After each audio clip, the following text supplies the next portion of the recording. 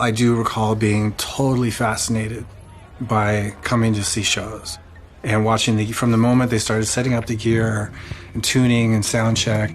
When it's on, it's something that you can feel on the street. The one thing that I remember more than anything was the music scene was really, really vibrant. There was a few times at night when the clubs were just spilling out, and it was pretty cool.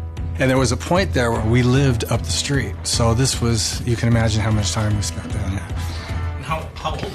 I was like 6 years old. I remember seeing Linda Ronstadt and Helen Reddy down here and Minnie Riperton and Jackson Browne, like all these different people.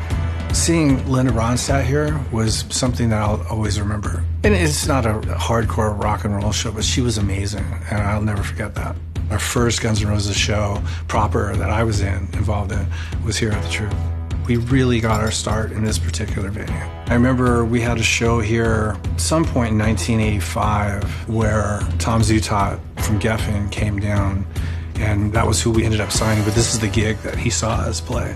And I remember that gig pretty well. But at that point, we were selling out these venues and had a really big word of mouth going and had a really eclectic demographic coming to see us, from fucking hardcore punk rockers and metalheads and glam and fucking surfers, and like it was a very mixed up kind of audience, but it was great.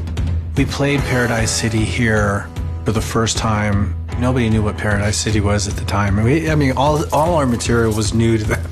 We came back, Guns came back and played here in 2016 on April Fool's, the first show back in 20 years, for me anyway. Once we sort of loaded in and started sound checking, it was like going all the way back to 1984. You know, playing Welcome to the Jungle here, all those years later, it was something that I can't, it's ineffable, you know. It's hard to really put into words what that felt like. Funny thing is we had way more gear than this club really can hold when we came in. And so we basically blew the fucking doors off this place. We just thought it'd be fitting to get back together all these years later and start at the Troupe.